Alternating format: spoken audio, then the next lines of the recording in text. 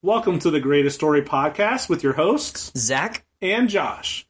We're here to discuss and react to some of the greatest stories ever told. We will look at books, movies, video games, and all forms of storytelling to figure out what makes a good story and what are some of the greatest stories. Absolutely. And today we get to talk about one of our favorites.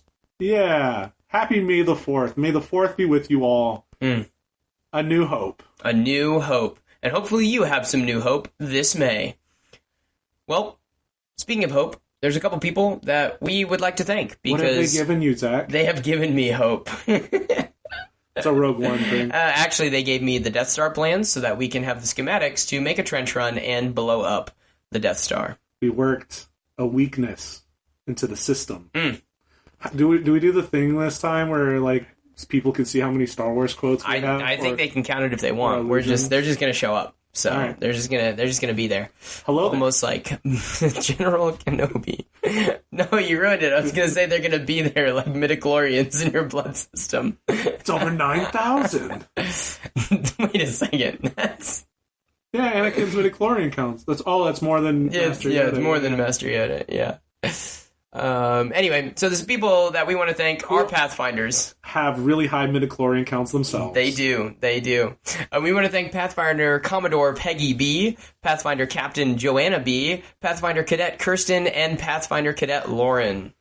Y'all are champs. Yes, you are. The Force is strong with you. This one. Oh, yeah. Yep, absolutely. So, we want to talk about a clear plot. And we have actually mentioned episode 4 before. Yeah, it is. And this is going to be a really deep callback, deep, back like in the beginning. 1? It is episode 1 of our podcast when we begin talking about stories in general and what makes them good. And one of the things that we mention, this is your chance to put in the comments at this moment in the podcast. Do you know what we're about to mention? Were you here in 2025? Were you here? Oh, wait. Well, that's now. Yeah. That's now. Yeah.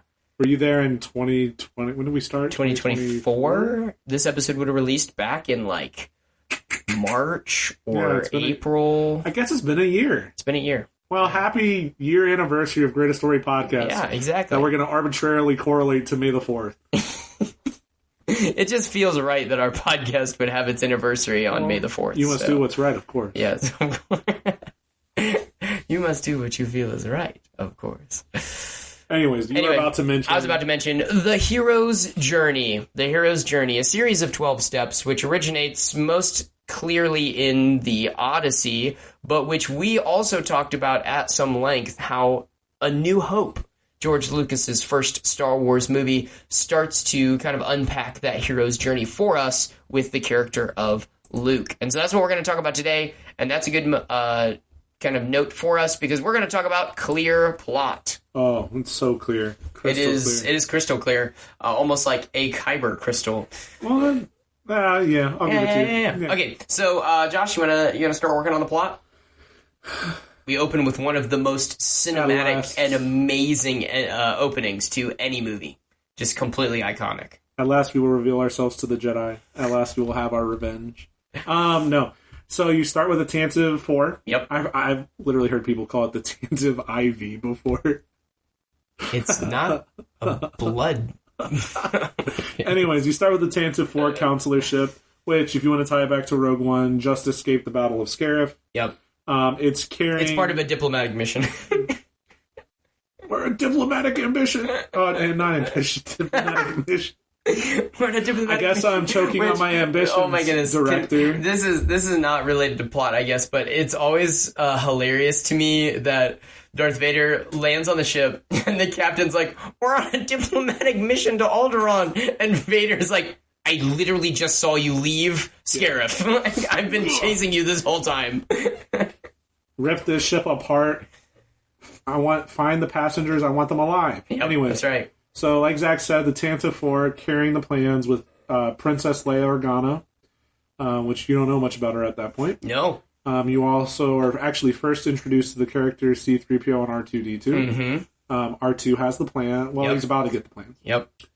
The ship's getting boarded by the evil Galactic Empire.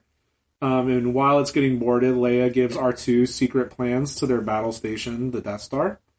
And they jettison to isolated backwater desert planet called Tatooine. At which point they're picked up by nomadic scavengers called Jawas, traded to a farming family called the Lars family. Yep. Most important is Luke Skywalker, who inherits these droids and finds Obi-Wan Kenobi, or Ben Kenobi. And, Well, he hears about him. Well, he knows him, though. He doesn't know that Obi-Wan is Ben. Right. But they get together and end up trying to chart a course to Alderaan, which turns out to be destroyed. So now they got to figure out how to get the Death Star plans to the Rebel Alliance. While they're near Alderaan, they see the Death Star. They get captured on the Death Star. They figure out Princess Leia's on the Death Star. So then they rescue Princess Leia and escape from the Death Star and go to Yavin 4, where the Rebel Alliance is. But Darth Vader anticipated this, and the Death Star shows up to destroy the Rebel Alliance once and for all. They put a tracker on the Millennium Falcon. He anticipated. Sure. Yeah, Darth Vader. It's all part of Darth Vader's plan. Yeah, he's got it. Homie's got it. Yeah. So Darth Vader shows up with the Death Star. There's a big battle, and using the Force, the Death Star is destroyed, but not Darth Vader. Evacuate in our moment of triumph. Classic Tarkin. Yep. So I mean, I'm looking at the hero's journey Chart. Sorry. Yeah. The hero's journey chart, right? You go from Luke is the protagonist that we follow for the most part. You want me to... so this is actually something I was thinking about. This movie is not actually about Luke. Who's it about, Zach? R2-D2. Okay, It is actually the journey of the Death Star plans. That's the first thing that's introduced to us, not Luke. R2-D2 and the Death Star plans. Couldn't you argue that the Death Star plans are the MacGuffin that drives the plot forward? Could be, except that the Death Star plans are the main point of every single moment up until the last battle. Because it's not a character, though. It's a MacGuffin. Yeah, but who carries the MacGuffin? Not Luke. R2. R2-D2. That doesn't make R2 R2-D2 is the hero. He's the torchbearer. Yeah, he's the one pushing the story forward. He's the one that introduces narrative and exposition. Yeah, and R2-D2 also gets Luke to go after Princess Leia. Because he's a MacGuffin. Nope. Listen, R2-D2 is a master manipulator. Okay? Well, he's the only one that remembers everything. Exactly. That's what I'm saying. R2-D2 is the key to the story. This is about as bad as Inception. So, George Lucas is out here, he's, living little tidbits around. Yes. It's not about the Skywalker family. Nope. It's not about the Chosen One. It's R2-D2. about R2-D2. Yep. Listen, brave little astromech droid. That's right. How rude. How rude.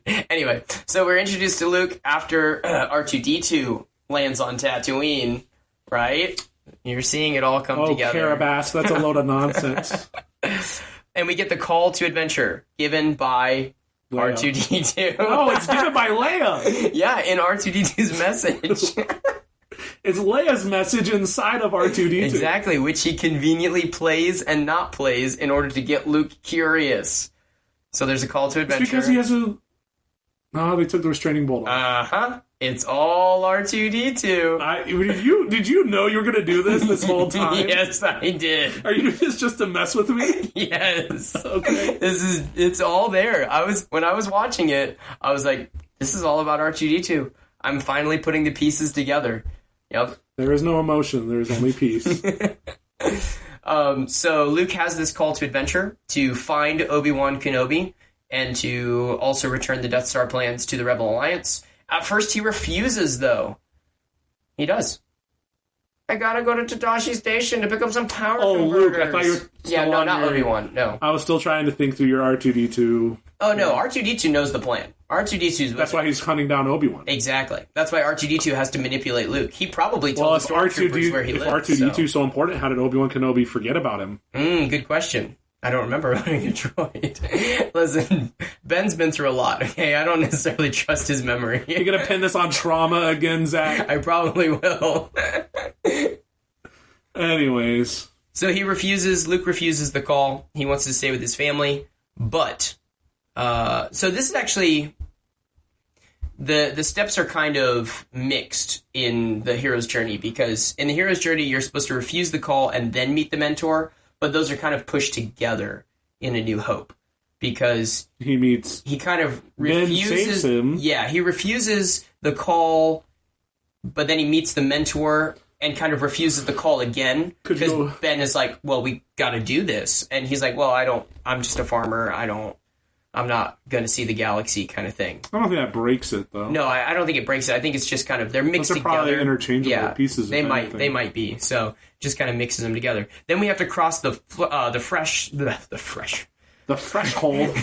Cross the threshold, which is the moment of not turning back, right? This is which for Luke is his uncle. Why did you have to give me this? I did that on purpose. It's his uncle and aunt being burned to a crisp. Yeah.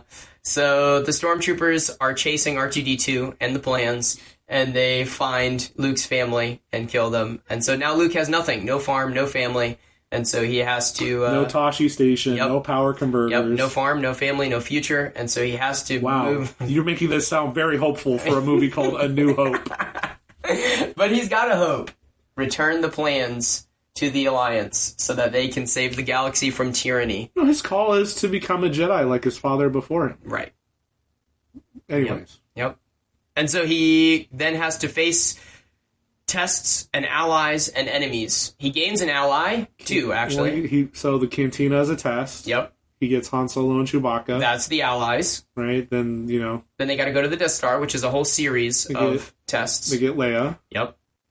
R2 doesn't do much, other than... What are you talking about? He's just hiding in a closet. Until he saves them. They do all the work. He just has to turn a knob, and, he's sticking... And if he doesn't turn that knob...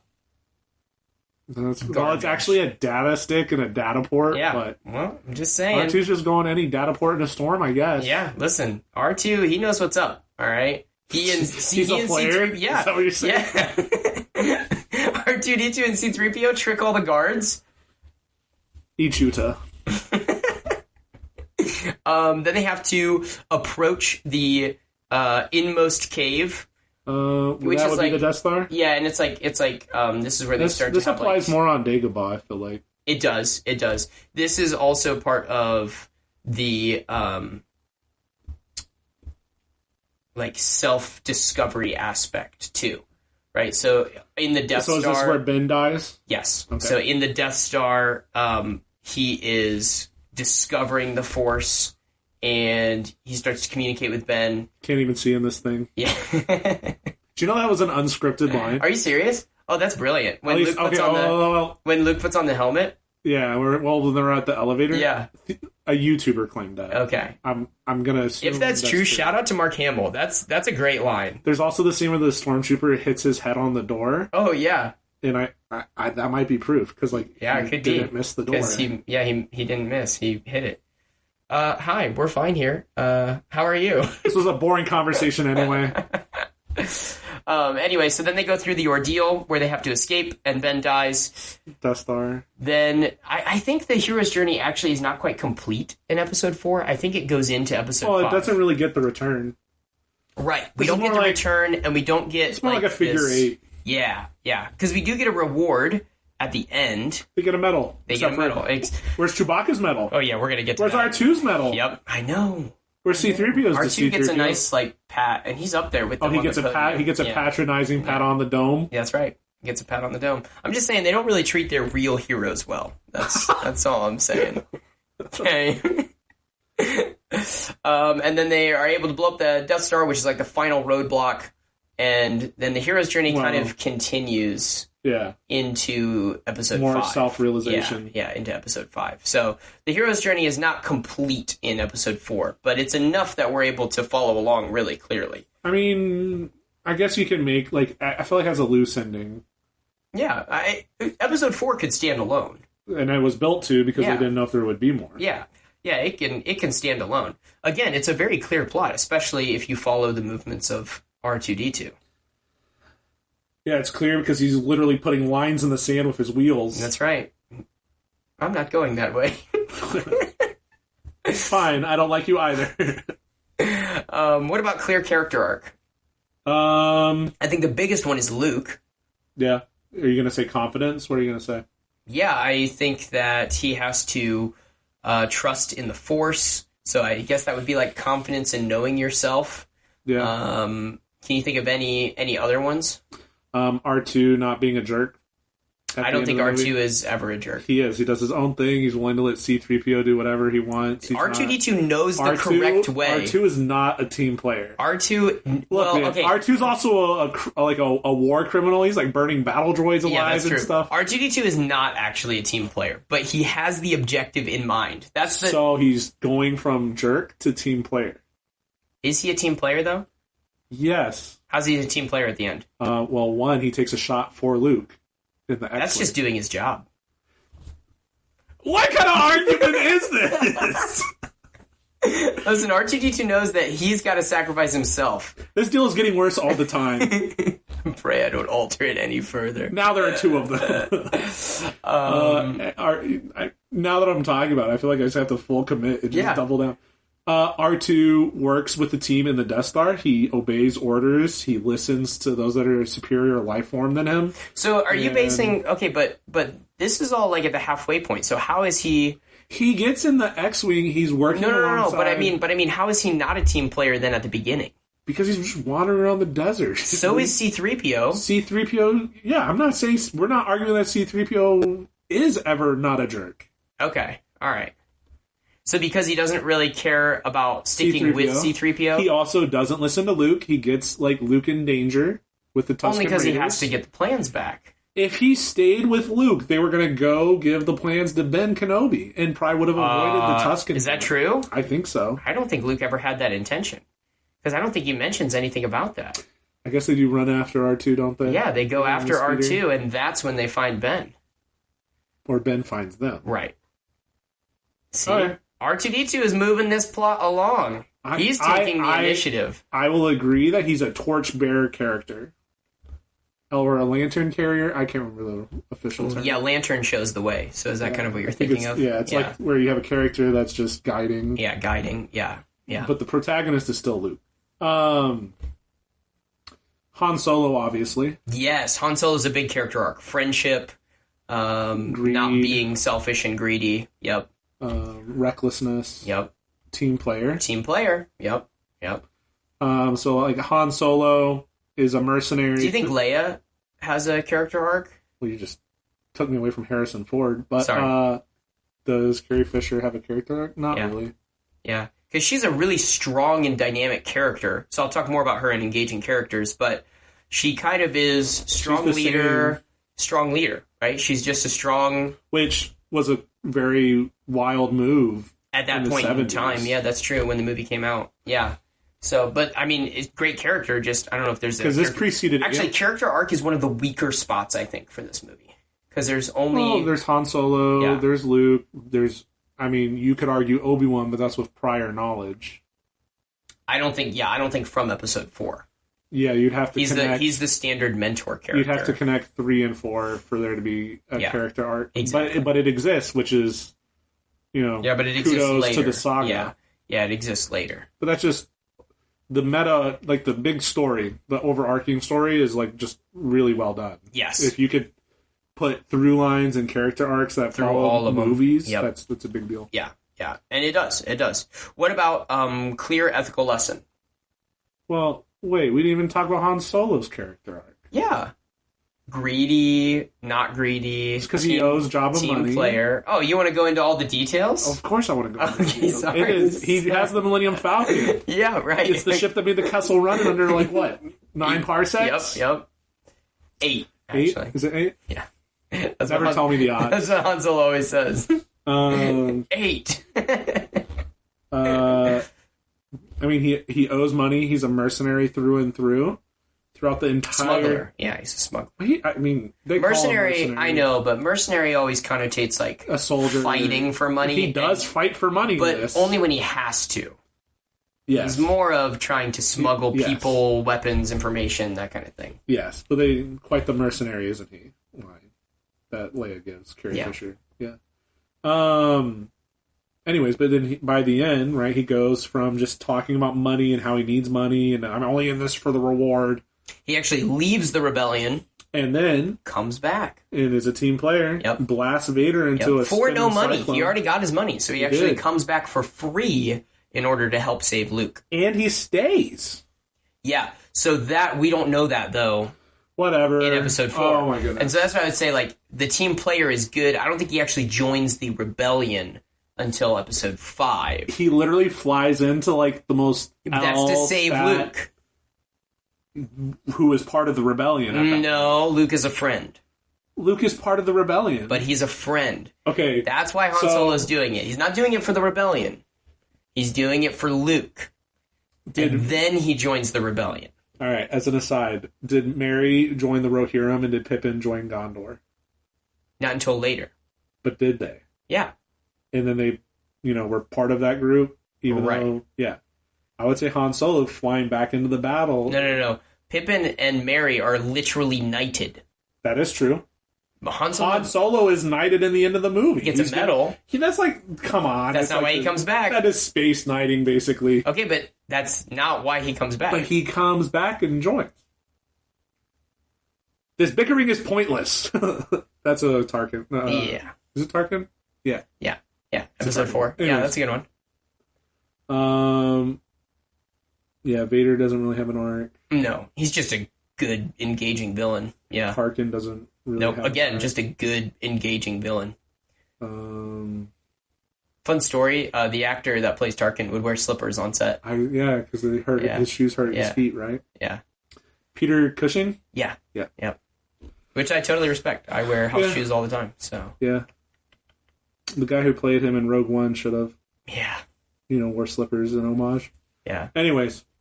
You want to jump? Yeah, let's do it. To clear ethical lesson? Hit it, Chewie. Or punch it, Chewie. Punch it. Great shot, kid. That was 1 in a million. Clear ethical lesson. This is good. I think these are good. So the thing about Star Wars that is so exciting, and George Lucas does it so well in Episode 4, is clear, like, good and evil, light and dark. I mean, literally the dark side of the Force, right, are the villains, kind of corrupt and behind the Empire. There's tyranny versus freedom. It's very clear cut on who are the good guys and who are the bad guys and who we're supposed to root for, and everyone kind of fits to their side, right? And then Han Solo is kind of in the middle, gray area, and he has to choose a side. And so we can see a clear ethical lesson actually through Han Solo, I think, by choosing to fight for the rebellion and, team up and with Luke and things like that. Yeah, I just think that, like you said, the general narrative for me is the biggest ethical lesson. Like in today's storytelling, there's so much emphasis on like gray area. Yeah, and tolerating evil. Neutral. Yeah. Like embracing your demons, reconciling your demons, and I think Star Wars is a really pure mythology for a multitude of reasons, but one of which is there is good and there is evil, and you have to choose, and you can be mobile in choosing, right? Like there's examples of going back and forth. But it is a choice in your actions. Well, even Han Solo, right? He chooses to be selfish, and then he chooses to come back. Yep. And I think that choice, like, you can always redeem, and you can always do the right thing. I think that was a lesson that always gave me hope. Yeah. As a child. And you can do the right thing even when it costs something. I think of someone like Ben, who knows, right? He's gonna lose this. I'm gonna become more powerful than you can ever imagine. I'm gonna help Luke through the Force, but it's gonna cost me. I'm gonna die, right? Yeah. And like Alec Guinness, like playing Obi-Wan, he just does a great job. He's so good, and his facial expressions, my goodness. Like I don't know, like I'm sure Alec Guinness didn't know, like any like why is he giving this knowing smile to Vader? Right. Well, George Lucas, because I watched a documentary on Episode 4, and George Lucas had given a lot of detail into like who Obi-Wan is as a character. And so while Alec Guinness didn't really know, he knew the general vibe. He knew the vibe, right? He didn't know like all the space stuff and like the Civil War and like. But George Lucas had given enough like tidbits for him to know how Ben Kenobi would act. Well, and he just does it so well. And it's like the smile he gives Vader, like when he's about to kind of give up. It's almost like a "I forgive you," by the way. Yeah. At least that's kind of how I read it and have read it. It's kind of like, look, Anakin, I know you're deep down in there, and that more machine the man stuff, but you really want to kill me, but this is not going to be the end. You can kill me, and I'm not. It's not over. Yep. So I mean, all that's cool. I think it's worth mentioning in Clear Ethical Lesson or somewhere. We gotta mention it somewhere. Like, it was pretty revolutionary to have a female character that was not only just a leader, Yep. but like a competent fighter. Yeah, a champion, really. I mean, Leia is pushing the rebellion theme forward, right? She is the definition of freedom against tyranny. Yeah. And it's, and it's wild because, like, he kind of... Like, we don't even meet the rebellion until the last, 20 minutes in the movie. Right. I mean, when we think of rebellion... You're introduced to them in the beginning. Well, but it's just like the guards and they get beat. I mean, when you think rebellion in Episode 4, it's Leia. That's the only character that we really know. Yeah, which I do love that opening fight scene. Oh, my goodness. It's cool. The attacking of Tantive 4 is, the most cinematic thing that when I think of brilliant and perfect openings. Well, because you have this, and then even when Vader comes in, right, you have the stark white halls, and then you have this dark silhouette. Suit, and it's good. You see the ruthlessness of Vader, but you see the defense of Leia and her initiative. Yeah, it's really good. And there's a lot of world building when we get there, but...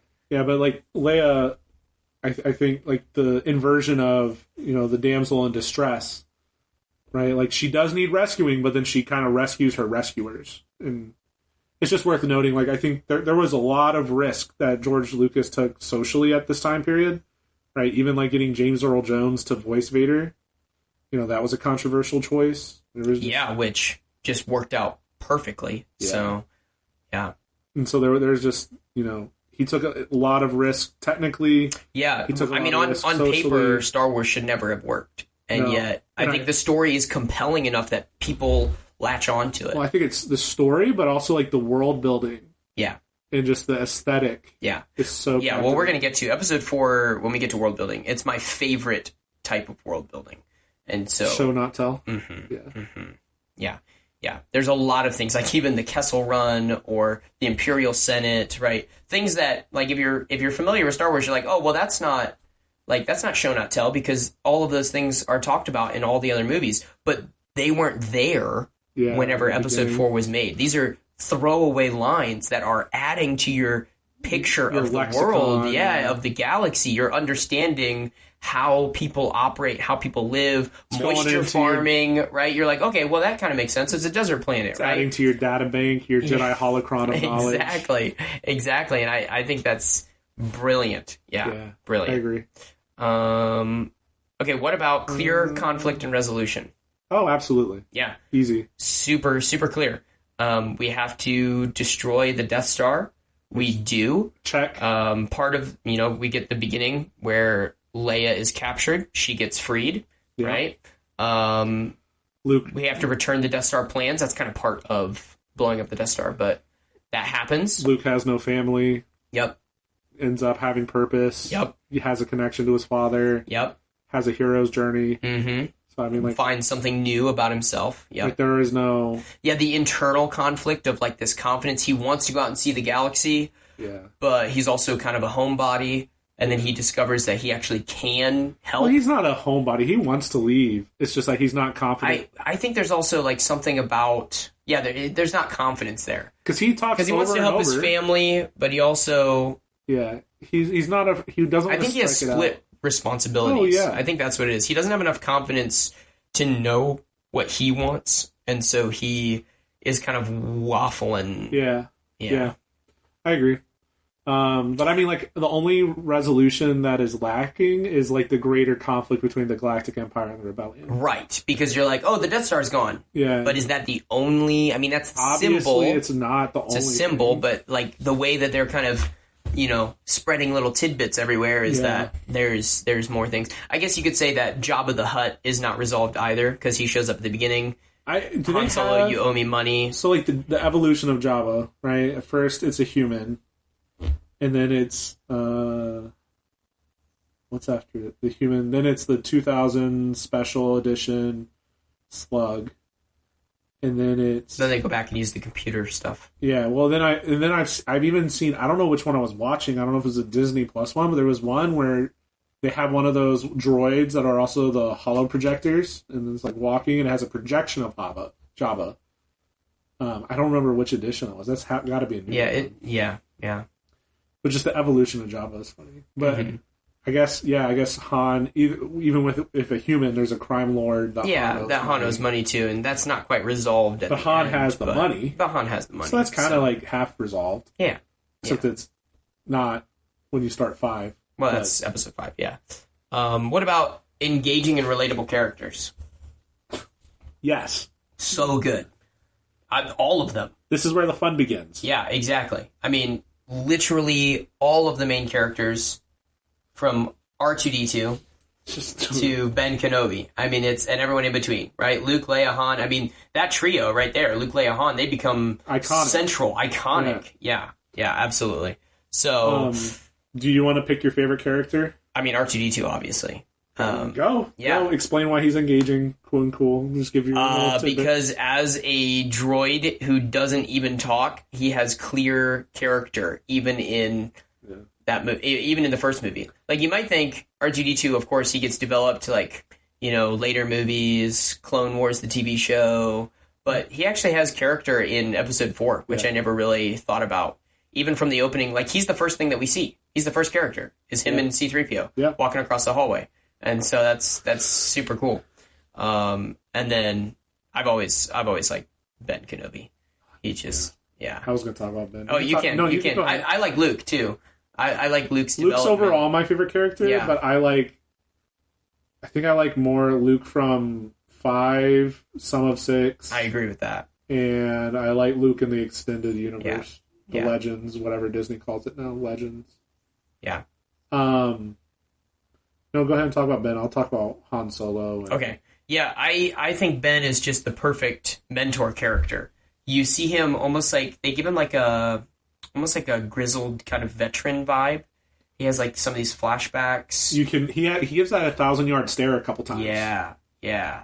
And I think that's really, really good. You see that there's a lot of wisdom, competence, history to his character. Cleverness. Yeah. Charm. Wit. Yep. So I really just, and his showdown with Darth Vader has so much tension. Yeah. Like, it's really good. Like, it feels like a battle of wills. Which it is. It's really, really well done. And I just appreciate how Alec Guinness does that character. And I'm sure we'll talk about it later, but even like the aesthetic where he looks like a samurai in the desert. Yes. Oh, the outfitting, don't even get me started. Like, Captivating World, the costuming is brilliant in this movie. And it's just like, you have the concept of, the phrase Jedi Knight, right? So, like, you have automatically that phrase is mentioned, but we just don't know what that means. But you hear Knight and you can immediately connect. So, like, all those things are just, I think George Lucas treated the audience, which he directly says is supposed to be children, but I think it speaks to human experience on such a level like that you just resonate with the things that happen, and you can intuit like, oh, he's a knight, he's going to be a guard. Well, they even say guardian of peace and justice or whatever, but I don't know, all that for 1,000 years. The Jedi Knights for the guardians of peace before the dark times. Yeah. Kind of the inverse of that, right? Like Han Solo's introduction, right? He's a rascal, he's a scoundrel. Cool. Right. Who shot first? So I knew you were going to ask me. So we're referencing in Han Solo's introduction. There's another bounty hunter, Greedo, who is kind of cornering him, trying to bring him to Jabba the Hutt. Why did you have to fry poor Greedo? I can't do the Huttese line, but Jabba asks Han. I would say I think the spirit of it. I think Han shoots first. What I prefer is they shoot at the same time. That's what I prefer. But that's definitely like the Western kind of like draw vibe that I get. But I think like the OG is Han definitely shoots first. Yeah, because he's like got his gun under the table. And in theaters, like you can find the original. People on YouTube have it. Like Han shoots first originally. I prefer the shoot at the same time. It's not as like bad. Yeah, it makes Han Solo more defending himself than taking the initiative. Yeah, but I also like. I actually really like, and this is gonna be controversial. I really like the movie Solo. Yes. And I like... I think Solo got a really bad rap, but I actually think it's pretty good. In my opinion, it's one of the more fun, enjoyable, rewatchable Star Wars movies. Yes. Definitely of Disney era. Yeah. Like if I had to pick 2 Disney movies, it would be Solo and Rogue One, hands down. I'd probably agree with that. Definitely Rogue One. Yeah. If I had to pick a third, it would be 7, and then, anyways. But we're not here to talk about that. I actually get emotional with the Beckett Solo standoff. I agree. End. Yeah, that's a good one. And I'm bringing this up because it's obviously homage to the. Is great. He's a great actor. Oh my goodness. Donald Glover. Yep. Oh yeah, that's right. Oh yeah, that movie is really good. I need to go back and watch it. I felt bad for Alden Ehrenreich. Is that Han's actor's name? Yes. I felt bad for him because I thought he did a great job. I agree. And I love the sabacc. And yeah, they do a great job with a bunch of different little moments where it feels Han Solo-ish. I want a sequel. Like, I really want to know more of him. Like, I thought he did a great job and it was fun. Anyways, I bring this up. So, Disney, you probably don't care about our podcast, but if you do, you should make a Solo too. That'd be great. And I don't even think... Did Solo lose money? Anyways, that's not fun. But, like, the ending scene between, Han Solo's mentor, Beckett, and him, like, it ends where Beckett says, I'm going to teach you the final lesson. And Han shoots first. And so, like, it's just cool homage to the scene where Greedo, Han shoots first. And, like, original 1977 movie. But, like, the Cantina vibe, his general outfit. Like, he's got a pirate puffy shirt, basically. Oh, it's so cool. And then he's got the low holster on, like, his thigh. He's got, the beefy, like, DL-44 hand cannon or whatever. Yep. He's got the Corellian blood stripes on his pants. Like, there's just, like, it's checkered marks, but you're like, okay, so this guy has some kind of military background because it looks military. He's got military boots. He's got swag and bravado. And so, like, his aesthetic is just, like, this guy is experienced. He's gritty. He's real world. Obi-Wan is, like, if you took, like, the noble general who had to, like, go through PTSD and is now has to pass the torch. Han Solo's almost like the opposite of that. Yeah. Like, he's in the game, he's hunting for money, he presents as a mercenary, a smuggler. He's bragging about how fast the Millennium Falcon is. So I think that's very engaging, right? You have like a good guy pirate, basically. And that's one of the first characters that you're introduced to in Star Wars, and it sets a fascination with, like, the underworld part of Star Wars and, like, bounty hunters and, crime syndicates, and that's, like, a huge part of Star Wars. Yeah. It would not exist without Han. Yeah. Yeah, definitely. Hopefully the mic picked all that up. Yeah, no, that's good.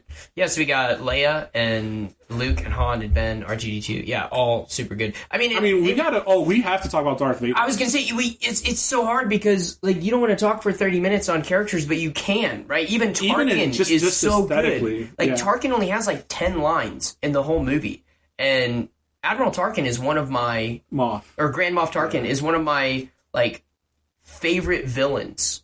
He's brilliant. And I think part of that brilliance is the aesthetic, right? Yep. Like, he's got the military uniform. Well, it's not even like, so George, I'm not trying to be controversial. Like, you can go through, George Lucas took strong inspiration from World War II. Reflects. I mean, when we get to the Captivating World, the space battles are literally World War II dogfights. But, like, Tarkin's, like, the sharpness of his uniform, the crispness of his posture, like, that teaches you something about him. And so, like, to Zach's point in previous episodes, like, he's showing. You don't need a massive villain dialogue, but, like, the whole, like, Alderaan is like, oh, you're far too trusting, Leia. Like, Dantooine is way too off in the boonies to make a good example. We're going to blow up your planet still. Thanks for giving us the location of the Rebel base. Which then, also is good at the same time. Yeah, and it's good because it's not just like an exposition dialogue, because he's also showing, we wanted to send a message to the galaxy anyway. Yeah, so, like, the Empire's ruthless, Tarkin's ruthless, Leia's rebellious, like, and all of that, those 3 things you learn, it's like 30 seconds. Super cool. Mm-hmm. And so, like, and then Vader is also good. Yeah, he's just even silent. From his opening, right? Yeah, he's just silently in the background, like, but engaging character. I know we're probably going to talk. And you see, like, the way that, that's more Captivating World. I was going to say, like, the way Vader interacts with the Empire is really interesting, because he's, like, almost like a peer to everyone. he's not actually part of the hierarchy. He's like just able. He's not in the military. Yeah, he's just like able to choke out dudes, and everyone's like, "Well, this is awkward, but we can't." Yeah, well, we're not going to fight you. Yeah. Yeah, and so like he's obviously higher in the food chain than they are. But just on the engaging character, like last point, because I know we have to move. Vader's like just his physical like persona, right? Like, you know, just the first time you see it, captivating. You can't unsee it. It's iconic. Like, you know, it's just George Lucas's imagination, right? Like, took like this almost 7-foot white guy, put him in this all leather suit with a like black robotic, helmet. like And just mechanical breathing, and you know, they mess with James Earl Jones' voice, and it's like, what is this thing? Who is this guy? And then he, finding lack of faith disturbing. Oh my goodness, yeah. You know, just little one-liners. Anyways, we can move on now. Yeah, super, super, super good. So yeah, definitely S tier with engaging and relatable characters. What about Captivating World? This is another one that I think is just absolutely brilliant. Yeah. And I talked about kind of those little throwaway things, but it's not just places, right? It's the people in Star Wars. Like, one of the things that I love is the Tusken Raiders. Yeah, background characters make or break it. Yeah. Like, Tusken Raiders show up, you're like, okay, wait, there's this, like, nomadic tribe that ride these giant animals, right? These banthas, like, what are these? They're not cows, yeah, they're not these? dragons, yeah. they're mammoths yeah, in the desert. It's awesome. And they live in the desert, and then that's it, they're gone, right? Yeah. We get Jawas, they're like, okay, they're like little scavengers, and they're gone. Rats? Yep. Are they not? Like, they're gone, right? Yeah. We get a random monster that lives in the trash, gone. You know? Yeah, the Dianoga is creepy. Oh, yeah. That is a frightening little Star Wars monster. Oh, yeah. So we get all these, like, little things that are mentioned, right? We get the way ships operate. We get the way the Imperial Senate operates. We get the way other planets, or that there's multiple starships, or that the Empire is huge, or all of these little things, from the costumes and the throwaway lines. The cantina scene. All right? The aliens. You get Mos Eisley, right? Mos Eisley is only in the movie for 15 minutes. And it's an iconic location in the entire right? franchise. A bed of scum and villainy. Yeah. And, I mean, you see it, right? The way it's like a classic Western outlaw town.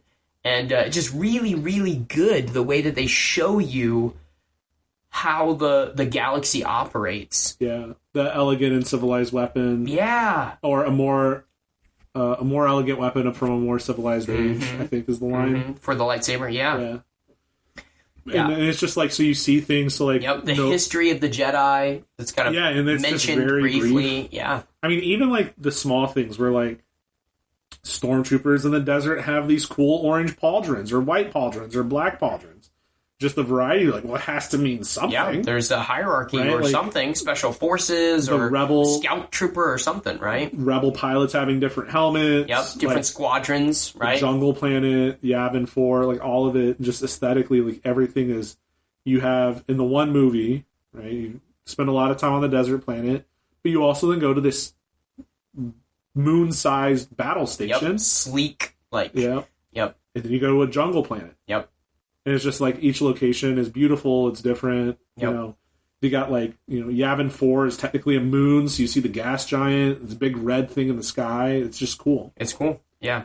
It's really, really good. But yeah, they set up intrigue, right? Like, how did the Jedi Order fall apart? Like, we don't know. How did Darth Vader kill all the Jedi? Like, Ben knows all this stuff, but there's not really a Jedi around. He's like the only one, and it was hard to find him. Yeah. Yep. What's going to happen with the crime syndicate? Yep. What's going to happen with the Empire? What's going to happen with the rebellion? Like, you know, you could probably watch a whole show just set in Mos Eisley if you wanted to. Mm-hmm. But anyway, so like, captivating world, we have to mention the practical effects and the special effects. Oh, just absolutely brilliant. Well, I mean, like, there's a reason Lucasfilm is a behemoth franchise. It's because all the movies you love would not exist without Star Wars. Yep. Like Ghostbusters, Back to the Future, the Poltergeist movie, Lord of the Rings.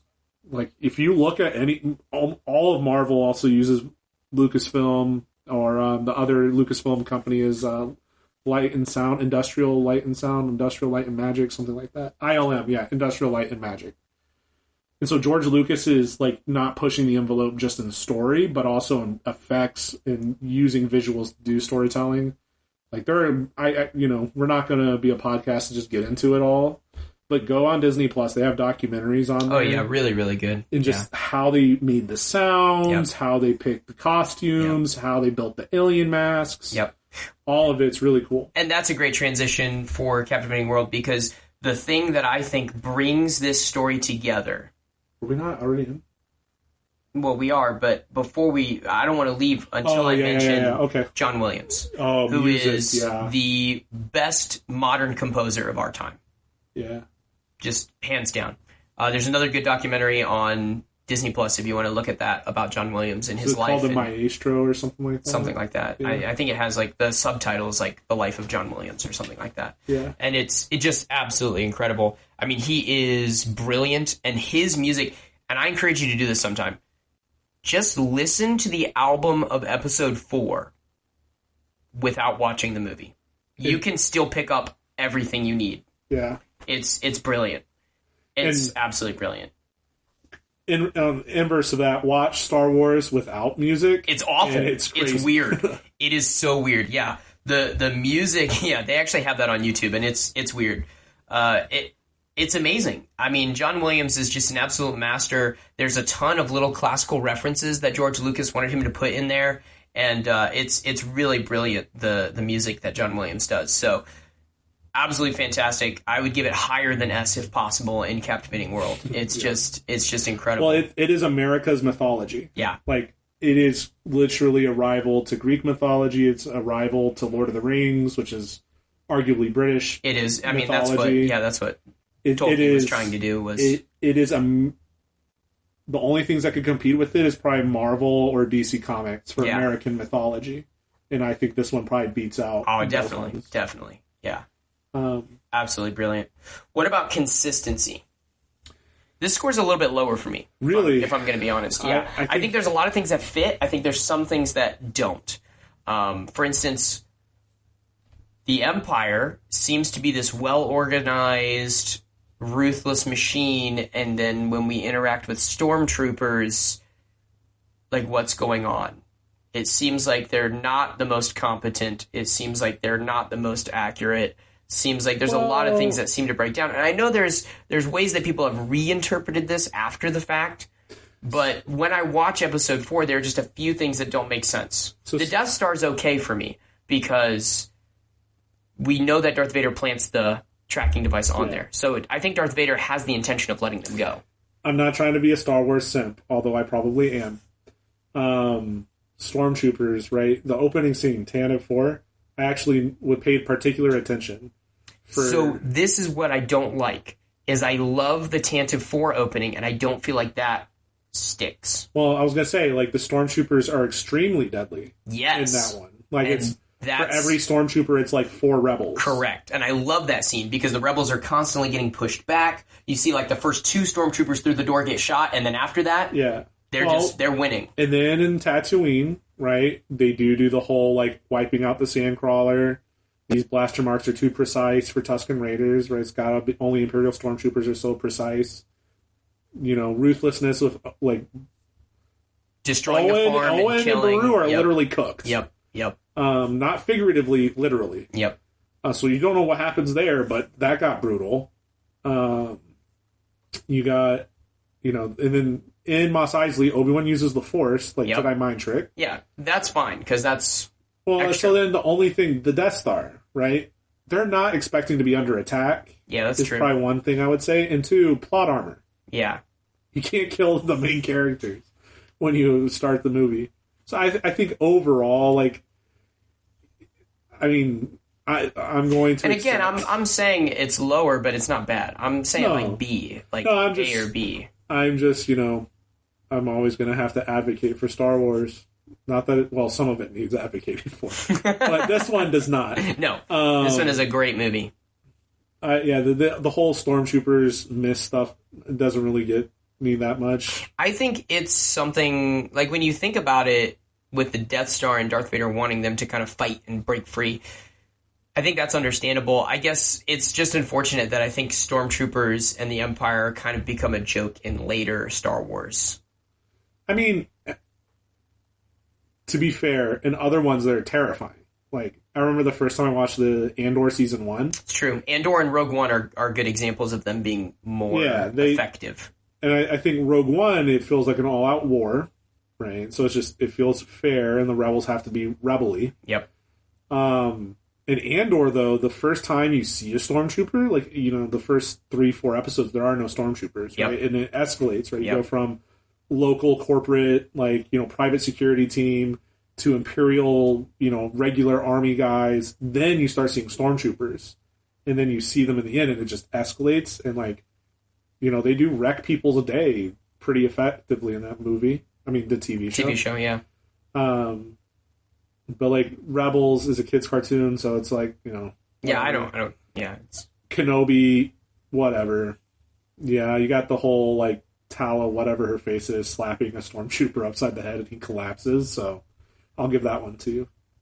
But I think overall, the weathered appearance of everything in Star Wars, marvelous. And, like, the attention to detail where George said the Empire stuff has to be clean. Yep. The Rebel stuff has to all look like it was pieced together in a junkyard. Yep. Super cool. Yep. Yeah, brilliant. Like, we already talked a little bit about historic influence, like the Western vibes, the samurai vibes. Was it Kurizaki is the Japanese filmmaker who did some of the some of the most iconic samurai movies.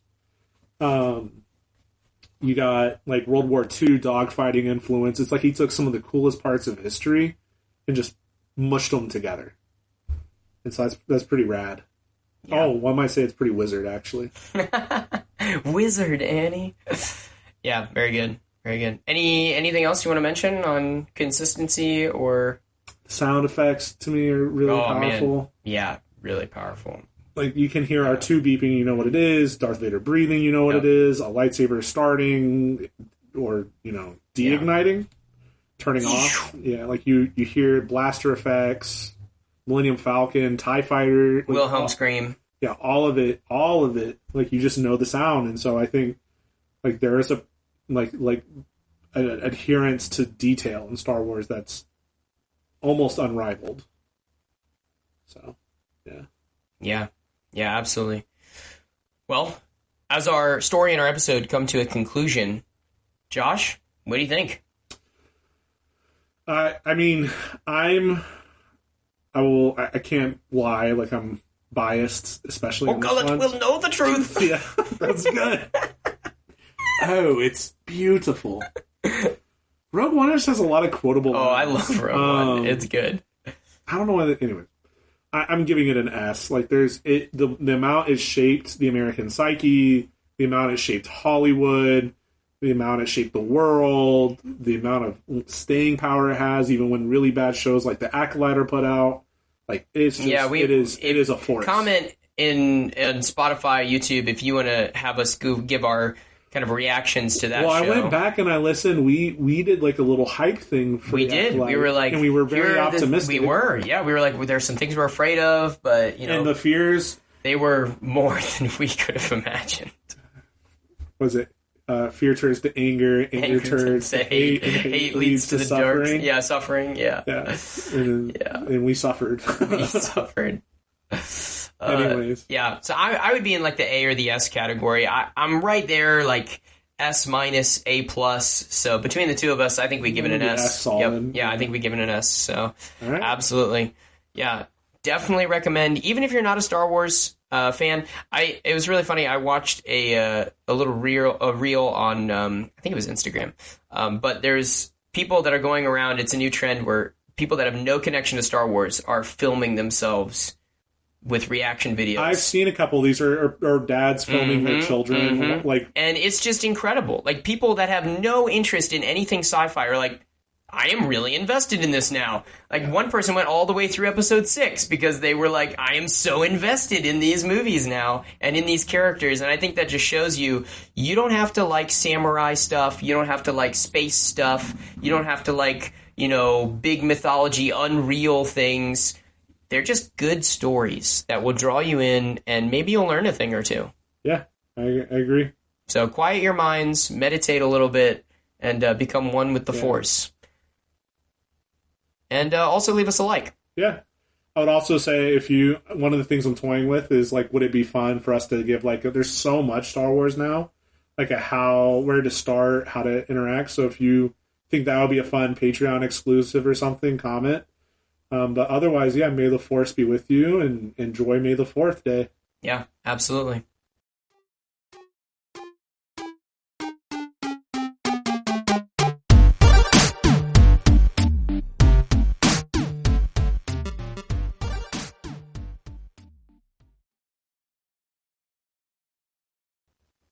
Utini!